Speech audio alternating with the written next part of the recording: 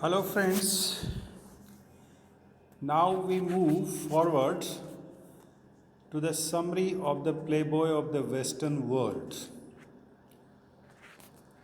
Up to now, we have come to know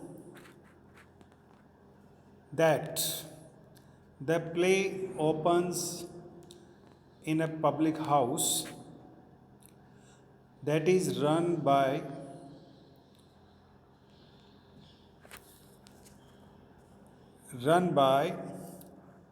Pizine and her father.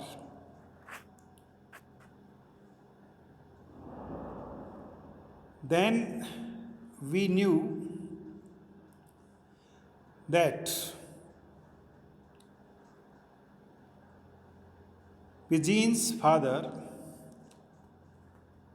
intends to go to attend a wake program nearby in that village in that night.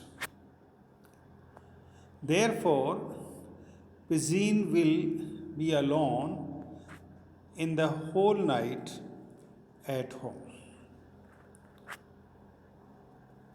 Pizine's father is very much adamant to go to the wake program. Both of them also request Sean Keogh. Sean Keogh is another character in the play who is engaged with Pizine. He wants to marry her, but he requires the permission of the Pope in Rome. He has acquired the local permission from the Father Raleigh.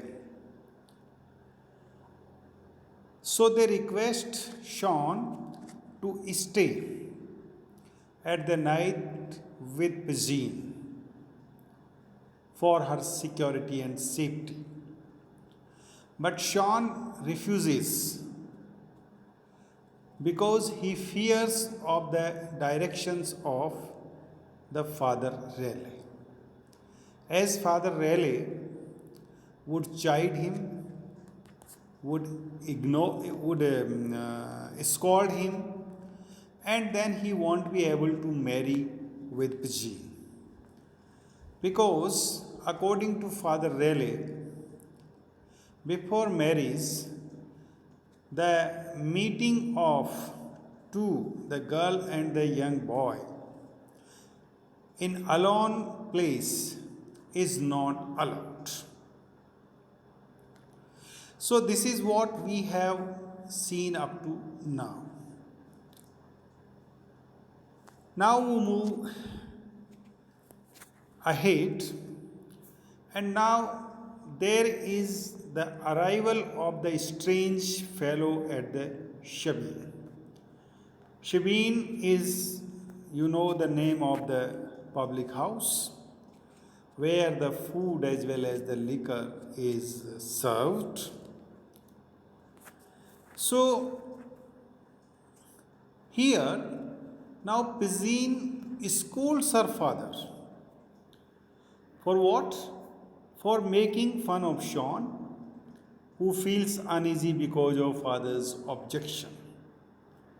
So Sean refuses to stay with Pizine, and for that her father makes fun of him, that he is a coward, he is a timid.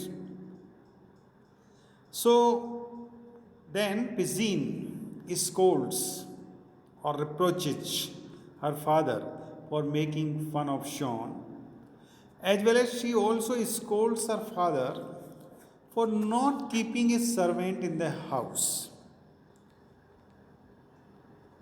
who can share or who can help her in doing the work of or in doing the household works. Then she also scolds him for her protection whenever she is alone in the house, her father has not made any arrangement for her protection, and she has always to live alone in the house when he is gone. So Michael James, the father of Pizzine, he tells simply that the servant is not available there and that he is helpless in this matter. So then, when Pizzine and her father, Michael James, were talking in this way, Sean, who has gone out earlier after having made fun of him by Michael James, he left the place. But now he comes back. He returns with an important information. And what he says to Michael, that there is a fellow whom he has seen earlier in the evening in a ditch on the hill and who is now following him. So he informs Michael that there is a strange man whom he has seen earlier also, and now this man is following him. That is, he is just coming here. So he means to say that the fellow would steal Michael's hands. So Sean means to say that this fellow may be a thief, and he then can steal or would steal the hands of Michael's. So everyone who was at the shebeen looks at the door with the curiosity that who is coming and who is the strange man. And then in a moment later, Christopher Mahon, who is for short or abbreviation, is called Christy in the play. So Christy Mahon, a young man of slight build, that is a strong man, young, he enters there, he comes there, and looking very tired and fatigued, as well as he is also frightened, डरा हुआ है. So he enters there. He is also dirty. So Christy enters there. These all people, including Michael James, Pizzine, Sean, etc., they ask him that who is he? Then he replies, Christy replies, that he is not one of the tinkers. Tinkers means thief of the tribal site. But he has been walking so much that now he is feeling tired, dead tired. So he tells them that he is not a thief, but he has walked too much and now he is absolutely deadly tired. Then Christy asks Michael if there is any danger of police raiding this place. So then he again asks Michael that he is fatigued, he is tired, and he is also fearing of the police. So he asks if there is any danger of police here that can raid this place. So Michael James tells him that if he is wanted by the police, he asked him if he is wanted by the police. Then Christy tells that yes, there are many people besides him who are wanted by the police. So many people are wanted by the police. So I am also one of them. In this way they talk, and then Christy replies the detail, the whole story about himself on being asked by Michael James, Pizzine, etc. And these all people are hearing to him very anxiously and curiosity. So everyone now wants to know who is Christie and why he has come there, what is his purpose, and why he is wanted by the police, what crime he has done. So many questions came into the mind of those people, and then they asked whether theft or robbery, whether he has done any kind of robbery, or whether he has stolen something, or he is a thief. But he says no. He replies that his crime is bigger than that. So Christie says that his crime is not the simple one, that is of the thief, that is of the robbery, but it is the bigger crime that he has committed. And then, when some of them asked him if he is the guilty of a sex crime, that is, if he has done something unfair or immoral, then he says that he has always been a decent lad, and his crime is of such a serious nature that the crime he has committed is the serious one, that he cannot remember if anybody else has committed a similar deed. So his crime is the serious one. So slowly and gradually he is exposing his crime. He is telling them about his crime that he has committed. He has not done a simple crime, but his crime is the serious one. So he says that then some of them also asked him whether he has minted false coins or if he has not married more than one wife.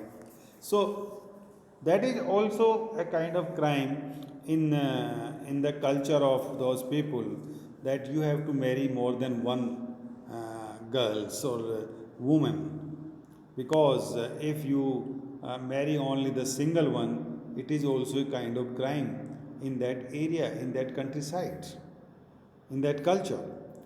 Or they also asked him that if he has minted false coins, अर्थात नकली note तो नहीं उसने कहीं बनाए. So he says, oh, no, he has done nothing of all the above. That is, his crime's nature is very different and very serious one. Then he explains what crime he has committed. So he says no to each questions interrogated to him. That is what they have asked him about the crime. Now, Pzeen says that this fellow has done nothing. So when he says no to everyone and he does not explains his crime but just hiding that thing, so Pzeen says, oh, this man is making fool all of us. That this man is just talking merely rubbish. He has done nothing like that. So she challenges, in fact, that this man is himself foolish and also making them foolish. So then Christie replies what he has done actually. He tells that he has killed his father. And for the last 11 days, he has been walking along the road in order to escape from arrest. So, this is what here he explains and he discloses his crime, that he has murdered his father, and for the last 11 days, he has been wandering here and there in order to escape from the police, in order to escape from the arrest. So, the police is behind him, and the police will definitely catch him. So he says why he killed his father. He explains that his father was a dirty man, ill-tempered man, whom he could not tolerate. So about his father, he says that he was a dirty man, ill-tempered, and whom he could not tolerate.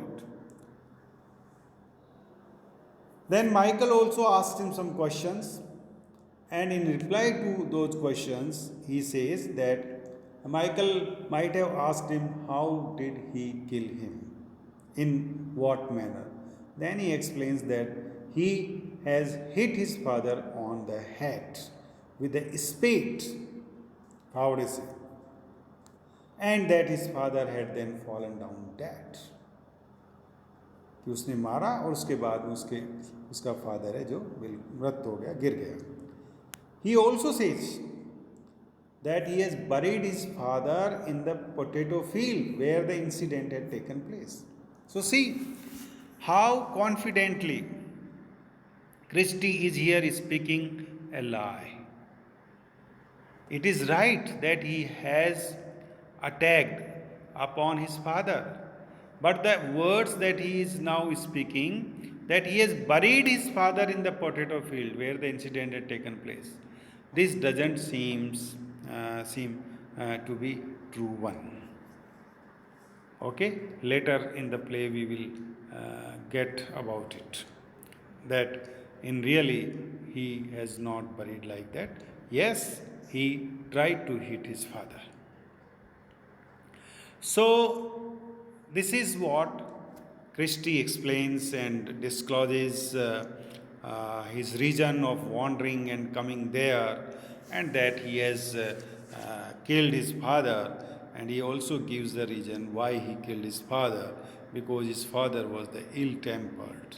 His father was a bad man, dirty man. So everybody except Sean in the public house was greatly impressed by Christy's mention of his crime. So everyone in the shebeen was impressed by the story that was told by Christy, except Sean Kyo. Sean doesn't believe in him. Everyone thinks that Christy has done a great and brave deed. They also thought that he has really committed a great deed, that he has murdered his father. So who can kill On's father? And if anyone can do that, it means he is the great. So Pizine suggests that, she tells her father, that Christy must be employed in the public house, in that shebeen, as a servant, so that she will be secured when his father gone and she is alone, and that Christy will also help in doing the chores or the works of the hotel or the public house. There were Philly and Jimmy. They also admire Christy for his bravery and fearlessness. So Pizine suggests that he should be kept as a servant in the shebeen. So she says that with such a fellow who has murdered his own father, such a fellow working in a house, she would not feel afraid of the villainous soldiers all around there and others. Then she will be fearless. So Michael agrees, her father agrees, but Sean objects Christy's appointment he says that he is a criminal. And how can we keep a criminal in our shebeen, in our public house as a servant? And this will lead to the danger or the risk of the dignity of the public house. The public house will be defamed if they appoint such a criminal. So how can they keep a criminal in the public house? But Pizine is adamant, and she is very much interested in Christy. So she tells Sean that he must keep quiet. That is, he should shut his mouth. Then Michael assures Christy that he will be safe there. because all the policemen of that place are all familiar, and they would not even touch Christie, अर्थात वो उसको touch भी नहीं करेंगे. So Christy accept this offer, being a servant in the Shebeen, and then we see that the Michael and his friends, that is Jimmy and Pauline, they all leave for the wake program, uh, Katie Cassidy's wake, and then Michael James feeling confident, quite confident, that Pizzine will be now perfectly safe with Christy. So, Christy is kept as a servant in the Shebeen, in the public house. It was because that Pizzine was extraordinarily impressed by Christy's deed. That a person who can kill his father would definitely be able and eligible for her safety, and then there will be no danger for her. So she recommends, and Michael James accepts. Then Christy also accepts this offer, and then Michael and his friends leave that place for the week program. So, this is what up to now we have seen and we have discussed. So, this is also from Act 1, and one more lecture we will have from Act 1, then we will start Act 2. So, this is what for today, dear friends. Thank you very much. See you.